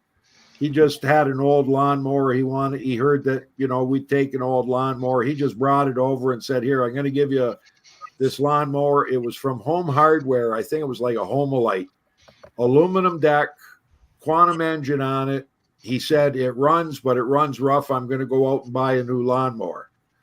Took it into the shop, put a new air filter on it, put fresh fuel in it, changed the plug, sharpened and balanced the blade, cleaned it all up. Looked like $1 million. I could get 125 for this easy, and I hardly spent any time on it, right? Yeah. The next day he calls up. He said, hey, I was out there looking at the price of new lawnmowers. He says, what's the chance? Have you got some kind of an idea of what it would cost me to fix the one I gave you? I said, come on down. I says, it's $125. He said, what, you're going to have it ready for me? I said, it's ready right now. When he came and he got it, he said, holy crap, this thing looks really good. I said, yeah. It looks like brand new. Yeah. It'll last you a lifetime. Just change the oil, change the air filter, keep the blade sharp, and don't hit anything with it. Yeah. But then again, how do you communicate to the customer that that when your car needs a service every 3,000, it needs to get serviced? Why can't you have the same mentality like ding, ding, ding, snow season's coming, lawnmower season's coming, let me get it serviced? I mean, service for garden machinery, I see that as basically like insurance. Everybody hates to pay for insurance, and we still do.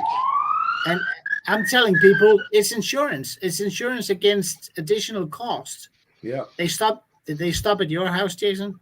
Yep. No. Henry's place. Yeah. Okay. They want to come and get the tractor that I got. Yeah. I simply tell people, you know what, guys? It's your wallet. It's not mine. Yeah. Yeah. There you go. It is the season for broken Christmas lights. Yeah. Yeah. Uh-huh. That's why I don't use them. Yeah, me neither. Hate those things. No, I tell people it's your wallet. I don't care. I'll get my money anyways. But if you maintain your equipment, in the end you're going to spend less money on it. It's as simple as that. And most people go okay, and some take it to heart, and some don't. And the ones that don't, they pay. Because like I see mostly repairs, and I'm like, all right, remember next year, come to me, change the oil, or even I'll sell a snowblower with a brand new engine on there, and if I buy a brand new motor, I'll take you out the extended warranty on it for an extra couple bucks or whatever. And then when I put in the for sale ad, hey, snowblower 2-year warranty, and then I tell them, listen, that warranty is contingent of you bringing that machine back to me every year for service. If you don't bring it back to me every year for service, then you can handle the warranty and the labor. I will take care of everything soup to nuts if you bring it to me. For the 2 years of service, anything happens, I'll take care of it. If I don't, and I never see nobody. I have 4 people now, and 2 of them because I just started working on tractors that will bring their machine in for annual service. Yeah, that's it. Here's another thing. How do you explain to people that you have to change your oil in your lawnmower once a year when your car can go 15,000 miles without an oil change? So what I explain to them that the tolerances are different, and then I just say, listen, your machine has an oil filter on it. This one doesn't. So the filtration, it just and your oil sits and does nothing, it still breaks down over time. But if it's running, the breakdown rates are a little bit different. And I usually tell people, but the thing is, on your car, it says 15,000 miles or once a year. So whatever comes first. Does it matter if you run your Briggs engine past the 50 hours, say 60 or 70? No, it doesn't. No. But if you don't service it every year, it matters. Yes. But then if you also look at cars, because sometimes they advertise like, well, I know with us, Detroit Diesel is advertising 90,000 mile oil changes, which is like absurd. Well, number two, if you look in the owner's manual, they'll tell you what type of driving you do meets that requirement. So how many people are getting on the freeway and driving for hours on end? You're going to do that 90,000 mile oil change. But if you're putzing around town, you're going to be changing your oil like you've done 50 years ago, 3,000, 5,000 miles, Yeah. And people don't look at that. And they also don't forget, if you're going to go that route, you should always check. Yeah. Top off as needed. Just like those Briggs and Stratton motors, the same thing with us. We have to top off the oil. Yeah. Have you ever read a Honda owner's manual for a Honda engine, say a GX whatever or a GCV whatever? No. It says 50 hours. Yep. Or every 6 months, whatever comes first. Which is pretty good because everybody else is 25, like Briggs and Stratton. Yeah, but hold on, Jason, every 6 months. Yeah. Or 50 hours, whatever comes first. Briggs says 50 hours or every 12 months. Yeah. Honda says 6 months. You see JB at Garage Gear's new video on the new, I think it was a new snowblower he bought, where he ran it for a half hour. Nope. So what he did is he changes whenever he gets a piece of equipment that's got a brand new machine. What he does on all his brand new equipment, he runs it a half hour, then he does an oil change. Yep. He uses synthetic. Yeah. And then after the first 5 hours of use, he changes it again. So he showed the difference in color between the new oil and a half hour of running on a brand new engine. Yeah. Yeah. And you should see how filthy it is. On that point, I'm kind of old school, because if I sell a brand new mower, I will run it for 2 times 45 minutes on regular cheap mineral oil. Something you can throw away. Yeah. And then it's new and it's unused, but that's what I put in. And then I change the oil to full synthetic and I give it to people and say, see you next year. Yeah. Yep. I do that. Must be talking about oil. Look at John. Yeah. John Clem, unless it's a gardening channel, he tends to doze off. Yeah, he likes to watch Big Sons. So I have this, and I agree with a hobby and all them. I believe that manufacturers always have a bottom dollar. And even on like nice high-end machines, like people bring like a brand new Arians, there's no grease on anything. There's no. So I'm with you and I'm with them. You take that oil, use it as your braking oil, and then you put in the oil of your choice. Yeah. We always have cheap oil here because you have leaky carbs or oil or water contamination. So you're going to flush it out with the cheapest stuff as possible. Yeah. And then you put the good stuff in there. And then it's diluted 2 million to 1. We actually had, I think, I can't remember if we had it on this stream a while back or if Jake did a video. I can't remember. But snowblowers, the new ones that had a set speed. You yank them and they go to full throttle. Oh, yes. Yeah. You do that at minus 20 C. Yeah. Bad things will happen. Blowing up. Yep. You control it with the choke. I spoke. Here we go, guys. I'm just going to give you a short guy here. Yeah. I spoke. I want to interrupt. So I got to go back to the shop. Okay. It's upside down. Nope. Hit play, Bruce. Well, there's my installation. Riveted back in, all 4 rivets, like the way it was. And then I just took this ridge off of here. I should have bought the 6 3/4 speakers to sit on the output of the ridge, but we're all right. And so there's 4 Canadian Robertson screws holding that into the deep plastic all the way around. Factory plug-in. Right there. Right there. Very happy, and it sounds awesome. Beautiful. Nice. Nice, Bruce.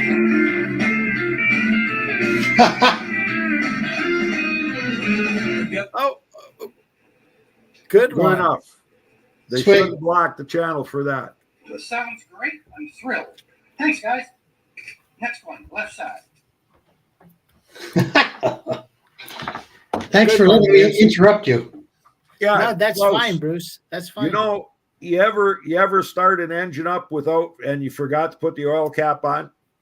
I forgot to put the oil in on my last one. Yeah, well, don't I blew up one like that. But I forget who I was talking to, or there was a video and I commented on it that they forgot to put the oil cap on and oil just shot out. Oh, I bet, yeah. A good video would be, it will shoot out in the summertime during the warm weather, but do that when it's minus 29 degrees and see if anything shoots out. I don't think it will. Not at the beginning. No, what you can I was always saying, stand a screwdriver in it. Yeah. what I was saying before, Wayne, is that I spoke to a Swede about a month, 2 months ago. He lives up north in Sweden, which is basically the same weather as Bruce has. And he says all his equipment that he uses in wintertime, he runs 0W20. Yeah. Right. Because the new machinery he gets, even the brand names, they all have a fixed speed. I don't think you could even hurt an old flathead with 020 because they just need lubrication. He said when he switched to 0W20 full synthetic, he hasn't had a machine blow up on him yet. That's what my wife's new Honda takes, the 0W20. Yeah. Mine, I can choose between 0W16 or 0W8. Well, Trudy's takes 520, which is pretty thin too to me. Yeah, it is. That's what my truck takes. Yeah. But anyway, guys, thank you very much. I am apologizing for interrupting, but Bruce, Gary you gave don't me- have to apologize because you always bring good stuff. Gary was the one who gave me the confidence to put in that speaker that wasn't in the factory manual. So thank you. I should know more about this, but I haven't done any audio for 25 years, right? No, but I was thinking, Wayne, maybe you should think about doing that 0W20 for your fixed speed snowblowers. Yeah. Well, the only thing that can happen is that if it's run in hot condition, it'll just use a little more oil. Who cares? Yeah. We just got, as a matter of fact, we just got one for free. The guy said and it's not that old. The snowblower runs at a high speed, and I had a guy weld something underneath, and now I can't move the wheels on a snowblower. So he said, I'm going to tell you what. He says, if it's going to cost too much money to fix, I'm just going to let you have it. So let me know, give me a quote on it. So we did. And the guy had welded one of the chain drive sprockets, and he didn't make sure it was perpendicular to the shaft. So it wobbles and throws the chain. The chain gets bound up against the other chain, and then it locks everything together. Yeah. And so then Jake said, well, let's fire it up, because he said it over revs. He said, you have the tachometer, and I'll just get ready to shut it down if it takes off.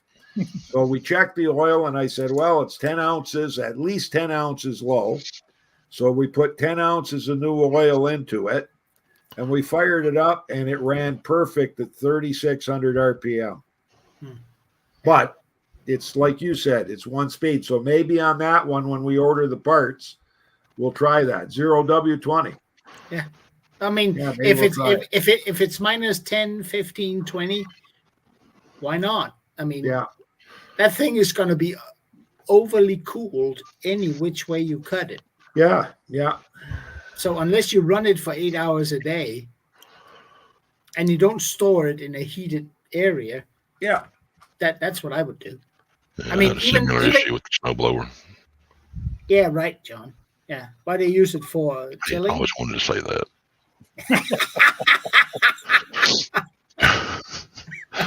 Never even seen a snowblower. Well, John, Johannesburg just got hail the size of eggs. Really? So yeah, so it could be the snowstorms could be coming your way this year. I could buy me some snowshoes, some skis, a snowmobile, and a snow thrower. And a horse, because you won't be able to afford the price of gas pretty soon. Yeah. It's going to be cheaper.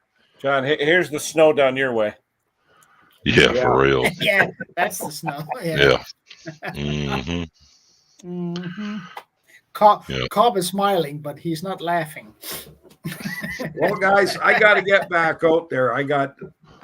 We're swamped. Our shed's full of stuff. Jake's working on his car, and I got 2 or 3 snowblowers. I want to get out of here. We got no room to put anything.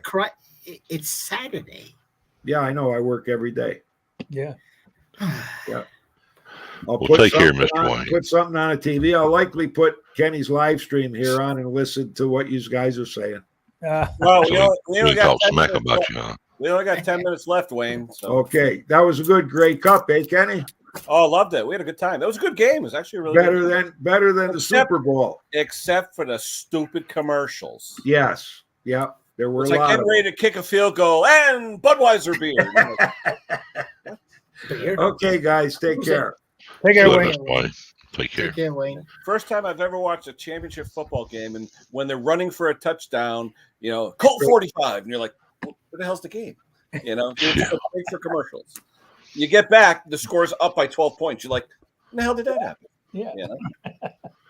They do the same thing when I watch Formula One here. Oh. It sucks. Whenever they go to commercial, all the good stuff happens. The TV comes back and the car's on fire, and you're like, "When the hell did that happen?" Yeah. The guy that I let borrow my trailer this morning to bring the lawnmower and the tiller out. Mm-hmm. Oh, did he? He brought it out. I told him, I said, look, just unload it and leave it on the concrete in front of the door and leave the trailer in the yard, and I'll put the trailer up later. This is how I find it. I was like, yes.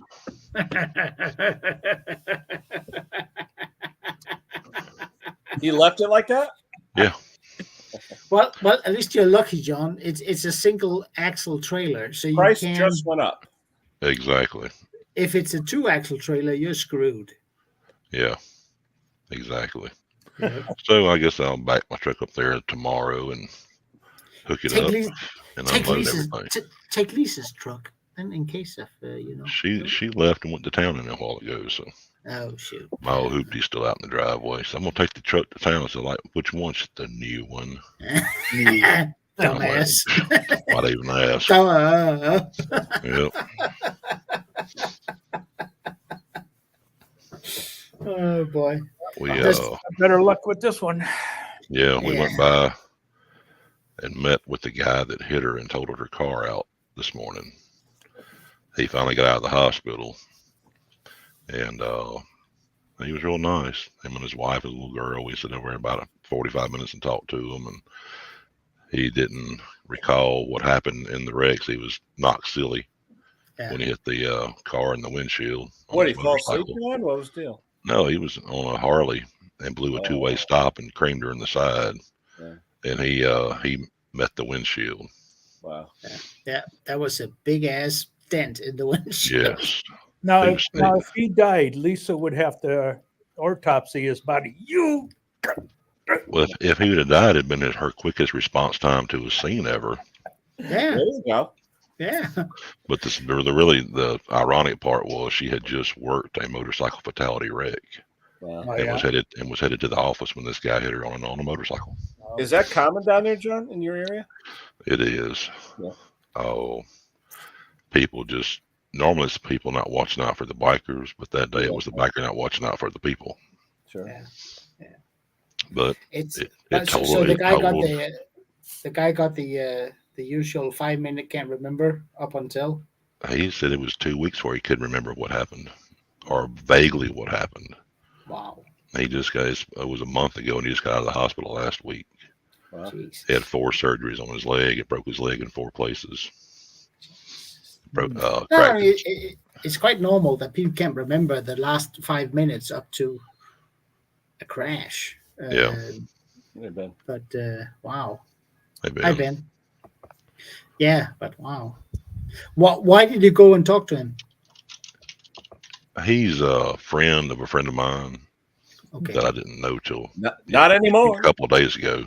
Yeah. And he said that the guy wanted to talk to us and make sure Lisa was okay and find out what exactly happened. And I was like, oh, we can go do that. If anything turns south, we're leaving. Yeah. So, Fair enough. Yeah. but they were just nice and sweet. Little girl was a little sweetheart. We talked about Santa Claus and writing her letter to Santa Claus. How old? Like a young man? She was 7. He's probably early 40s. Okay.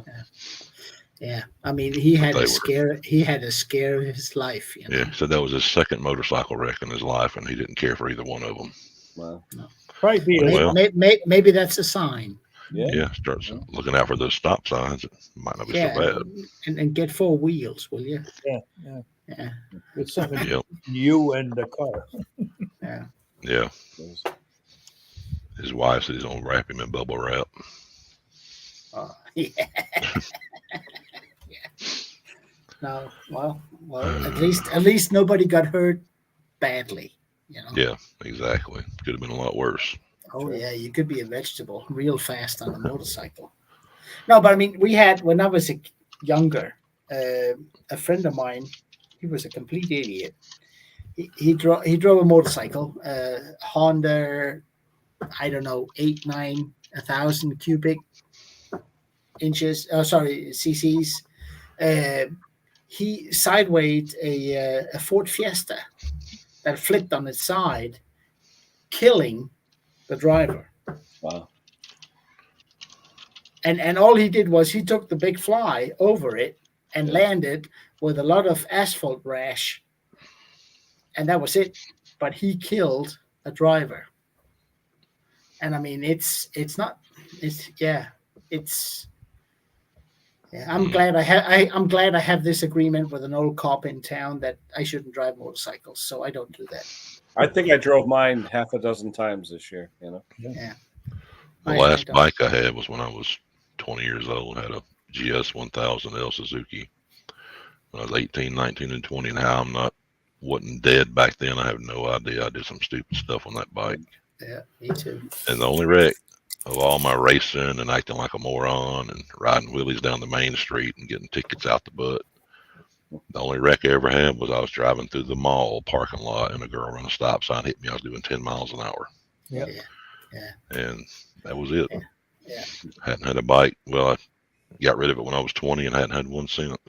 When you're young, Lisa, Have I told the story about how I'm not supposed to drive motorcycles? No. I don't. Yes, you have. Let's hear it. Does it involve more than two wheels? No, just 2. 16 and a half, maybe 17 years old, riding a Honda 900 Boulder around town on a Saturday. I know you show us a picture of the bike or something similar to it one time. Yeah, and I didn't have a license. You have to be 18 to get a license here. And all of a sudden, there's blue lights in the back. And I figured that's not good. So I gunned it and took off out of town doing what's 200 kilometers an hour. How much is that in miles? Fast. Fast. 115. I mean, whenever you went over the white stripes, the bike would like fishtailed a little bit. It was fast. And I took off and they never caught me. So I took all the by roads back to town and parked the bike. It was my friend's bike, and said it might need gas. And then I took off. And then 2-3 weeks later, another Saturday night in town, me and a bunch of friends, we were out drinking. And all of a sudden, we were walking from one bar to another out in the street. And all of a sudden, you can hear this car behind us braking really hard. That was the squad car. And out comes a police officer, and I didn't know him. And he went straight over to me and said, "You need to come over here and talk to me." I said, "Okay." And he said, "Yeah, you're talking to me." Are you sure you got the right guy? Yeah. Hey, she said I could kiss her. So what's going on? You know? Yeah. And he said, no, come on over here, buddy. And said, you know what? He said, let me give you the best advice I can. He said, if you want to live, my friend, stop driving motorcycles like that. I said, what? Yeah. 2 weeks ago, I was the one behind you. Yeah. In the squad car. I said, oh. Oh, I just bought this bike last week. I'm good. Said, what was a wheelie bike? He said, shut up and listen to me. I can't charge you with anything, and I'm not going to ask you to tell me anything, but dude, if you want to live, stop driving motorcycles. And then he said, have a nice evening, guys. And then he took off. And I figured that was probably the best advice, free advice I've ever got from somebody I didn't know. And I figured I better not. And I haven't driven a motorcycle since. So, yeah, I don't drive motorcycles. So, yeah. I don't know. I mean, in my town, it's a fairly small town, and the cops are pretty on to what's going on, who's who. I don't know how he got my name and my face because I was wearing a helmet when that thing happened, and but he figured something out. But apparently he couldn't track me in front of a judge, so he figured he'd turn that into sound advice. And yeah, so I don't drive motorcycles. Well, we hit our limit. We're on 2 hours, so it was good. But like I said, it was great. It was I didn't realize when they said that my 10 person would end on the 25th, it was midnight the 25th, not whatever. But we'll see. Little bit of a pain in the ass trying to toggle back and forth. But we'll figure it out. Cheapskate. When I was talking this morning to Sparky on my pre-stream, he was saying that the YouTube streaming now, they may allow like 10 people or something. So I'm going to look into it to see. Yeah. He said you have to like download something. I'm going to try it because, like I said, it is better with 10 people because we do have 10 people, if not more. So there's more ping pong. Yeah. Yeah. I haven't had 6 in over 2 years. So it's been a while since I've had to joggle back and forth. You haven't had what? I've been paying StreamYard for 2 years now. So it's been over 2 years. I mean, almost $500. If you look at what I've paid out and how many streams I've had, those are expensive streams. So, thank you, Jeff. Have a good one. So, anyway, thanks, Kenny. Kenny, great as always. And everybody in chat, take care. Y'all be good. Duchess tomorrow, if anyone's on. Yes, sir. Yes, sir. All right, let me hit it. Hold on. Bye, gang.